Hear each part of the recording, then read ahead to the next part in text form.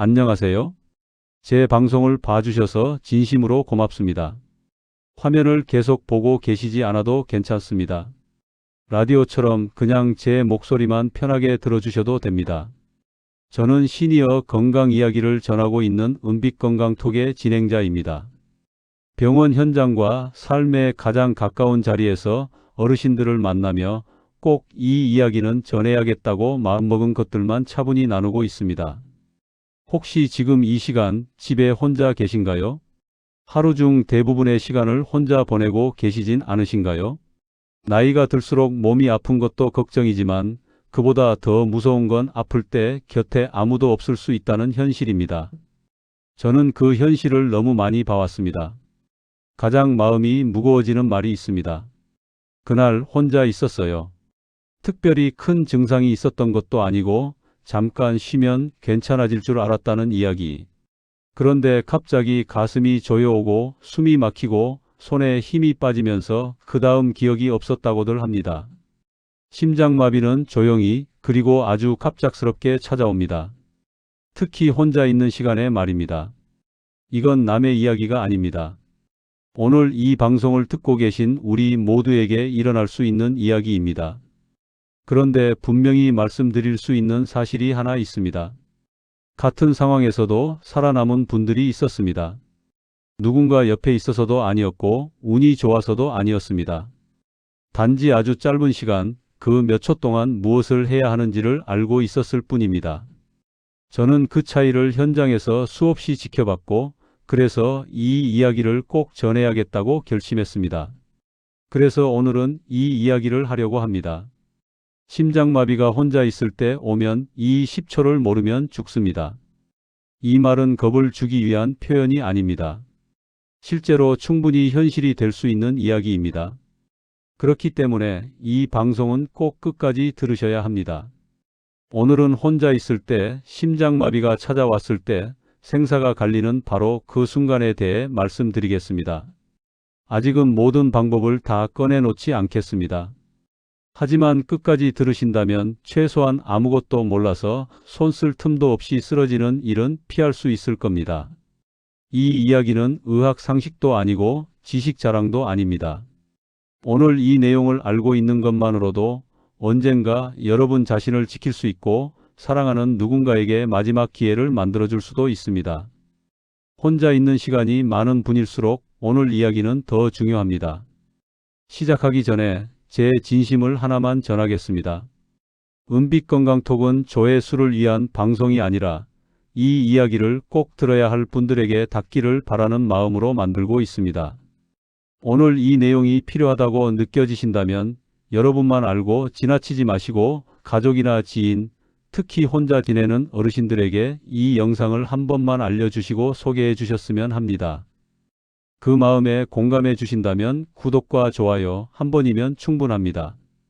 그리고 알림 설정까지 해두시면 앞으로도 꼭 필요한 건강 이야기를 놓치지 않고 함께 하실 수 있습니다. 이제 정말 중요한 이야기를 시작해 보겠습니다. 저는 오랫동안 제 스스로를 꽤 괜찮은 사람이라고 생각하며 살아왔습니다. 특별히 큰 병이 있는 것도 아니고 밥도 잘 먹고 혼자 장도 보고 산책도 하니 말입니다. 병원에 갈 때마다 듣는 말도 늘 비슷했습니다. 연세에 비하면 상태가 나쁘지 않습니다. 그 말이 제겐 마치 안심해도 된다는 허락처럼 들렸고 그래서 저는 스스로에게 계속 같은 말을 반복해 왔습니다. 아직은 괜찮다. 아직은 버틸 수 있다. 아직은 혼자 있어도 문제 없다라고 말입니다. 그런데 요즘 들어 아주 사소한 순간에 마음이 멈칫합니다.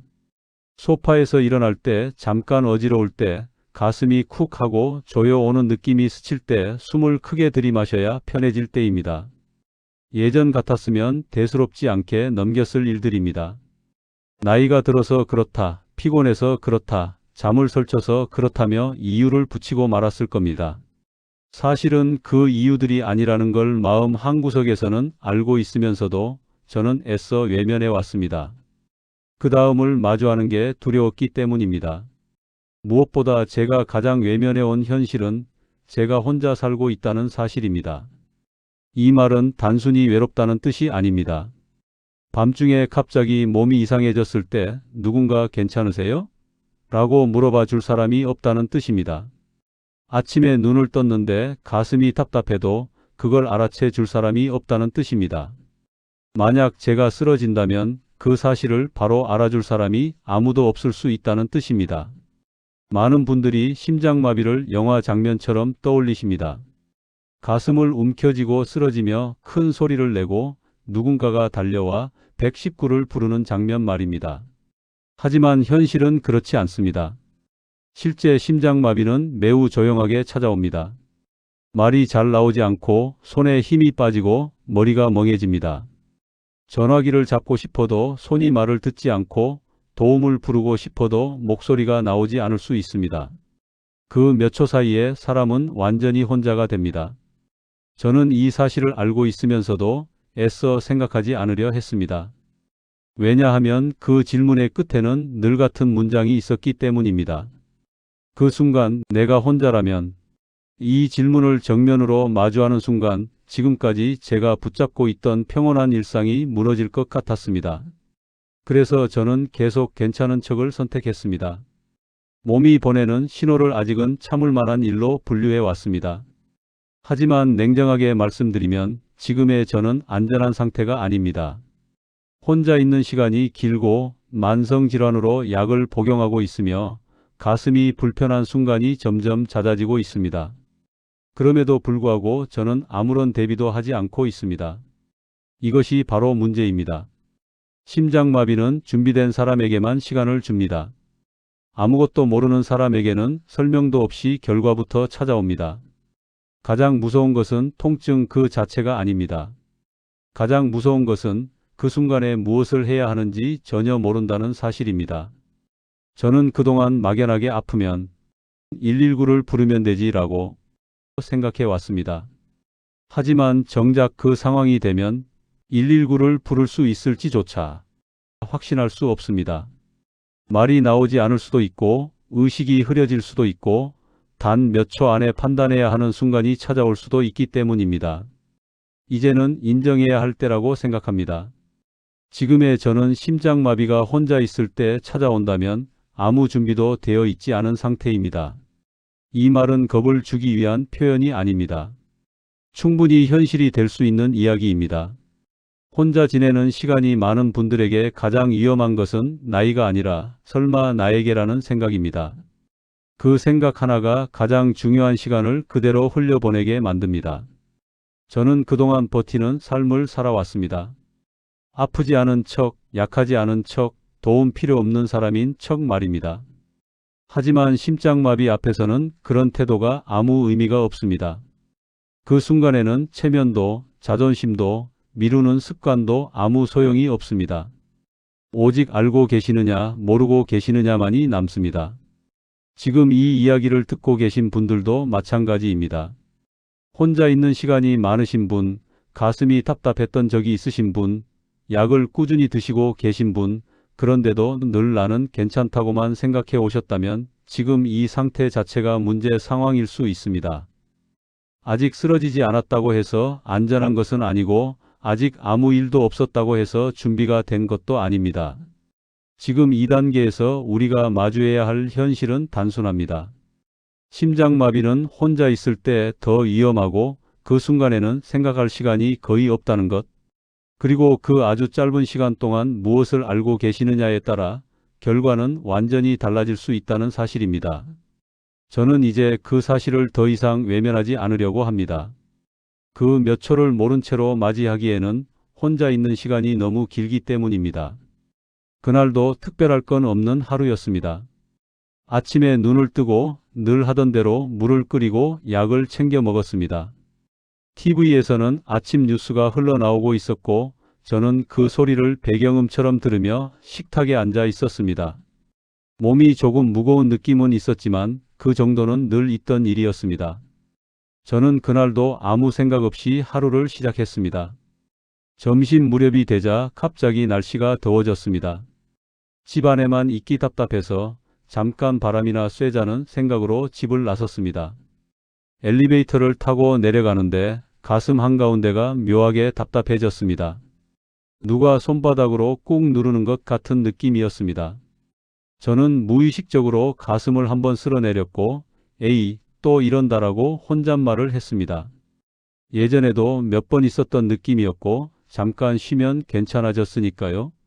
아파트 현관을 나서자 햇볕이 생각보다 강했습니다. 몇 걸음 걷지도 않았는데 숨이 평소보다 가쁘게 느껴졌습니다. 그 순간 머릿속에서 아주 잠깐 스치는 생각이 있었습니다. 오늘은 그냥 집에 있을까? 그런데 저는 그 생각을 곧바로 밀어냈습니다. 이 정도로 겁을 먹으면 앞으로는 아무것도 못할 것 같았기 때문입니다. 저는 괜히 등을 더 펴고 평소보다 천천히 걸었습니다. 문제는 벤치에 앉았을 때였습니다. 잠깐 앉아서 숨을 고르는데 이번에는 가슴이 아니라 왼쪽 팔 쪽이 묘하게 저려왔습니다. 정확히 아픈 건 아닌데 힘이 빠지는 느낌이 들었습니다. 손을 쥐었다 폈다 해봤지만 감각이 둔한 느낌이 사라지지 않았습니다. 그제야 저는 조금 불안해졌습니다. 하지만 그 불안도 아주 잠깐이었습니다. 곧바로 제 안에 익숙한 목소리가 들려왔기 때문입니다. 나이 들면 다 그래. 잠깐 그런 거야. 그때 벤치 옆을 지나가던 사람이 저를 한번 힐끗 쳐다봤습니다. 그 시선이 괜히 신경 쓰여서 저는 얼른 일어났습니다. 누가 아픈 사람처럼 보는 게 싫었습니다. 그런데 일어서자마자 눈앞이 잠깐 어두워졌습니다. 아주 짧은 순간이었지만 분명히 중심을 잃는 느낌이 있었습니다. 저는 반사적으로 벤치 등받이를 붙잡았습니다. 그 짧은 순간에 머릿속이 이상하게 조용해졌습니다. 그때 처음으로 이런 생각이 들었습니다. 지금 여기서 내가 쓰러지면 누가 알까? 사람들은 다 자기 갈 길 가고 있었고 저는 그저 벤치에 앉아 있다가 잠깐 휘청한 노인 한 명이었을 뿐입니다. 아무도 크게 신경 쓰지 않았고 저 역시 괜찮은 척 고개를 숙였습니다. 그 순간이 지나가자 저는 괜히 혼자 웃었습니다. 별일 아니네? 그렇게 생각하며 다시 집으로 돌아왔습니다. 집에 들어와 문을 닫는 순간 갑자기 힘이 풀렸습니다. 현관에 서서 신발을 벗는데 손이 조금 떨리고 있었습니다. 심장이 평소보다 빠르게 뛰는 느낌도 들었습니다. 저는 소파에 앉아 한참을 움직이지 못했습니다. 그제야 깨달았습니다. 아까 벤치에서 느꼈던 그 순간 저는 단순히 피곤했던 게 아니라 무언가를 경고받고 있었을지도 모른다는 사실을요. 저는 휴대전화를 집어들었습니다. 화면을 켜고 연락처를 열어봤습니다. 제일 위에는 아이들 이름이 떠 있었습니다. 전화를 걸까 말까 잠시 망설였습니다. 그런데 손이 쉽게 움직이지 않았습니다. 괜히 걱정만 시키는 건 아닐까? 조금 있다가 괜찮아지면 어쩌지라는 생각이 먼저 들었습니다. 결국 저는 전화를 걸지 않았습니다. 그리고 그 선택이 그날 밤 내내 제 마음을 불편하게 만들었습니다. 그날 이후로 제 일상은 겉보기엔 같았지만 안에서는 달라지기 시작했습니다. 가슴이 조금만 답답해도 숨이 조금만 가빠도 머릿속에 그날 벤치가 떠올랐습니다. 그리고 늘 같은 질문이 따라왔습니다. 그때보다 더 심하게 오면 나는 어떻게 하지? 저는 그 질문에 제대로 답하지 못했습니다. 왜냐하면 답이 없었기 때문입니다. 그 사건은 제 삶을 당장 바꾸지는 않았습니다. 저는 여전히 혼자 살았고 여전히 약을 먹었고 여전히 괜찮은 척을 했습니다. 하지만 분명한 건 하나였습니다. 더 이상 예전처럼 아무 생각 없이 하루를 넘길 수는 없게 되었다는 사실입니다. 심장마비라는 단어가 뉴스 속 이야기나 남의 일이 아니라 내 일상 바로 옆까지 와 있다는 느낌. 그것이 바로 제가 처음으로 받은 시련의 부름이었습니다. 그날 이후로 저는 제 몸을 더 자주 의식하게 되었습니다. 이전에는 가슴이 조금 답답해도 대수롭지 않게 넘겼는데 이제는 숨을 한번 크게 들이마실 때마다 지금 괜찮은 건가라는 생각이 따라왔습니다. 그렇다고 해서 바로 병원을 찾을 용기가 생긴 건 아니었습니다. 오히려 저는 더 조심스러워졌습니다. 몸의 신호를 인정하는 순간 제 일상이 흔들릴 것 같았기 때문입니다. 솔직히 말씀드리면 저는 겁이 났습니다. 병원에서 무슨 말을 들을지, 검사 결과가 어떻게 나올지, 그리고 그 결과를 아이들에게 어떻게 말해야 할지까지 생각이 꼬리에 꼬리를 물었습니다. 아직은 아닐 거야 라는 생각과 혹시 정말이면 어쩌지라는 생각이 하루에도 몇 번씩 마음속에서 싸웠습니다. 그 싸움의 결과는 늘 같았습니다. 오늘은 아니다. 조금만 더 지켜보자. 저는 제 몸보다도 제 삶이 변하는 게 더 두려웠던 것 같습니다. 만약 심장이 문제라는 말을 듣게 되면 지금처럼 혼자 마음대로 움직일 수 없을 것 같았습니다. 산책도, 장도, 갑작스러운 외출도 누군가에게 말해야 할 것 같았고 그게 마치 제 자유를 빼앗기는 일처럼 느껴졌습니다. 그래서 저는 아무 일도 없다는 쪽을 선택했습니다. 불안하지만 익숙한 쪽 말입니다. 그러다 어느 날 밤 잠에서 깼습니다. 이유는 분명하지 않았습니다. 숨이 막히는 것도 아니었고 통증이 심한 것도 아니었습니다. 다만 가슴이 묘하게 불편했고 심장이 평소보다 크게 느껴졌습니다. 방 안은 조용했고 시계 초침 소리만 또렷하게 들렸습니다. 저는 그 소리를 들으며 문득 이런 생각이 들었습니다. 지금 이 시간에 만약 내가 정말 쓰러지면 누가 알까? 그 생각이 머릿속을 떠나지 않았습니다. 휴대전화는 침대 옆에 있었지만 저는 손을 뻗지 못했습니다. 전화를 거는 순간 이 상황이 진짜가 될 것 같았기 때문입니다. 괜찮다고 믿고 싶은 마음과 이미 괜찮지 않다는 걸 아는 마음이 서로를 붙잡고 놓아주지 않았습니다. 결국 저는 그대로 누운 채 새벽이 올 때까지 눈을 붙이지 못했습니다. 다음 날 아침 거울을 보는데 제 얼굴이 낯설게 느껴졌습니다. 피곤해 보였고 눈빛이 예전보다 흐려 보였습니다. 그 순간 저는 깨달았습니다. 저는 이미 몸보다 마음이 먼저 지쳐 있었던 겁니다. 계속해서 외면하고 모른 척하고 버티는 일은 생각보다 많은 힘을 필요로 했습니다. 그날 저는 병원 앞까지 갔다가 돌아섰습니다. 접수 창구를 멀리서 바라보다가 괜히 목이 마른 것 같아 편의점에 들렀습니다. 물을 마시면서 스스로에게 변명을 했습니다. 오늘은 사람이 많다. 다음에 오자. 조금 더 지켜본 뒤에 와도 늦지 않다. 그렇게 저는 또 한 번 도망쳤습니다.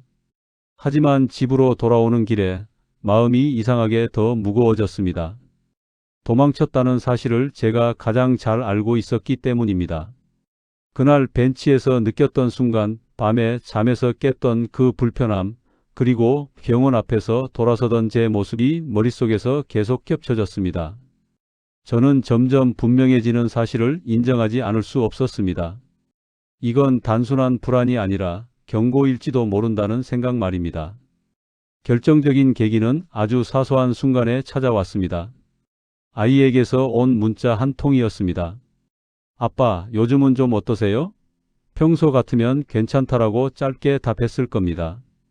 그런데 그날은 손이 쉽게 움직이지 않았습니다. 괜찮다라는 말이 처음으로 거짓말처럼 느껴졌기 때문입니다. 저는 그제야 알았습니다. 계속 미루는 건 용기가 아니라는 걸요. 모른 척하는 건 강함이 아니라는 걸요. 오히려 지금 이 상태를 인정하는 게, 그리고 준비하려는 게 진짜 책임일 수 있다는 생각이 들었습니다. 제가 제 몸을 지키지 않으면 아무도 대신해 주지 않는다는 사실도요. 그날 저는 작은 결심을 했습니다. 거창한 결심은 아니었습니다. 당장 모든 걸 바꾸겠다는 것도 아니었습니다. 다만 더 이상 아무것도 모른 채로 이 시간을 보내지는 않겠다고 마음먹었습니다. 심장마비가 혼자 있을 때 찾아왔을 때 적어도 무엇을 해야 하는지는 알고 있어야겠다는 결심이었습니다. 그 결심은 제 삶을 당장 뒤흔들지는 않았습니다. 하지만 분명히 제 발걸음의 방향을 바꾸기 시작했습니다. 두려움 속에서도 한 발을 내딛겠다는 마음. 그게 제가 처음으로 시련을 받아들이기로 한 순간이었습니다. 그래서 저는 하나를 분명히 알게 되었습니다. 심장마비가 무서운 이유는 갑자기 찾아오기 때문이 아니라 아무 준비 없이 혼자 맞이하게 될 수 있기 때문이라는 사실을요. 혼자 있을 때 심장마비가 오면 생사를 가르는 건 체력이 아닙니다. 그 몇 초 동안 무엇을 알고 있느냐입니다. 그 순간에는 전화를 걸 수 없을 수도 있고 말이 나오지 않을 수도 있고 생각조차 흐려질 수 있습니다. 그래서 중요한 건 단 하나. 그때가 오기 전에 몸이 보내는 신호를 알고 그 몇 초 동안 무엇을 먼저 떠올려야 하는지를 미리 알고 있는 것입니다. 명치가 답답해지거나 이유 없이 식은땀이 나거나 왼쪽 팔이 묵직해지거나 숨이 갑자기 가빠지는 느낌. 예전 같았으면 괜찮겠지 하고 넘겼을 신호들입니다. 하지만 이제 저는 압니다. 그 신호들은 겁을 주는 게 아니라 멈추라는 경고였다는 걸요. 그리고 혼자 있을 때 심장이 이상해지기 시작하면 아무것도 하지 못한 채 시간을 흘려보내는 게 가장 위험하다는 것도 알게 되었습니다. 그 짧은 순간에 심장을 다시 자극하고 몸을 세운 채 버티고 무조건 도움을 부를 준비를 하는 것. 그게 기적은 아니지만 살아남을 수 있는 가능성이라는 걸요. 그래서 저는 이제 더 이상 설마 나에게라는 말로 제 몸을 대하지 않기로 했습니다. 겁을 먹기 위해서가 아니라 준비하기 위해서입니다. 이 방송의 목적도 딱 하나입니다. 지금 당장 병원에 가라고 겁을 주기 위함이 아닙니다. 다만 혼자 있는 시간에 심장마비가 찾아왔을 때 절대 해서는 안 되는 행동, 그리고 반드시 떠올려야 할 단 하나의 판단을 미리 알고 계시게 하려는 것입니다. 여기서부터 30초 실전 예방법 요약입니다. 만약 혼자 있을 때 가슴이 답답해지고 숨이 이상해지면 이 순서만 떠올리십시오. 첫째, 눕지 마십시오. 가능하면 앉아서 상체를 세운 채 버티십시오. 둘째, 심장을 자극해 시간을 보십시오. 숨을 깊게 들이마신 뒤 목에서 소리가 날 만큼 강하게 기침을 반복하거나 가슴 한가운데를 짧고 강하게 몇 번 두드리십시오. 셋째, 증상이 조금 나아져도 절대 안심하지 마십시오. 그건 끝이 아니라 도움을 부를 수 있는 기회가 생긴 것뿐입니다. 반드시 119에 연락하거나 주변에 도움을 요청해야 합니다. 이 세 가지만 기억하셔도 아무것도 모르는 상태와는 전혀 다른 결과를 만들 수 있습니다. 오늘 이 이야기가 조금이라도 마음에 걸리셨다면 그 느낌을 그냥 흘려보내지 마십시오. 그 불편함이 바로 준비를 시작하라는 신호일 수 있습니다. 특히 혼자 지내시는 분, 부모님이나 배우자, 주변에 혼자 있는 시간이 많은 분이 떠오르신다면 이 영상 한 번만 꼭 공유해 주세요. 그 행동 하나가 누군가에게는 살아남을 수 있는 10초를 만들어줄 수도 있습니다. 이 이야기에 공감하셨다면 구독과 좋아요 한 번이면 충분합니다. 알림 설정까지 해두시면 앞으로도 꼭 필요한 건강 이야기를 놓치지 않고 함께 하실 수 있습니다. 그리고 댓글로 혼자 있는 시간이 얼마나 되시는지 또는 오늘 이야기 중 가장 마음에 걸렸던 한 문장을 남겨주셔도 좋겠습니다. 그 참여 하나하나가 이 채널이 계속 현실에 필요한 이야기를 이어갈 수 있는 힘이 됩니다. 저는 은빛건강톡에서 겁을 주는 이야기가 아니라 우리가 혼자서도 조금 더 안전하게 살아갈 수 있도록 현장에서 꼭 필요한 이야기만 계속 전해드리겠습니다. 끝까지 함께해 주셔서 진심으로 고맙습니다. 다음 이야기에서 다시 뵙겠습니다. 오늘도 스스로의 건강을 한 번 더 챙기는 하루 보내시길 바랍니다.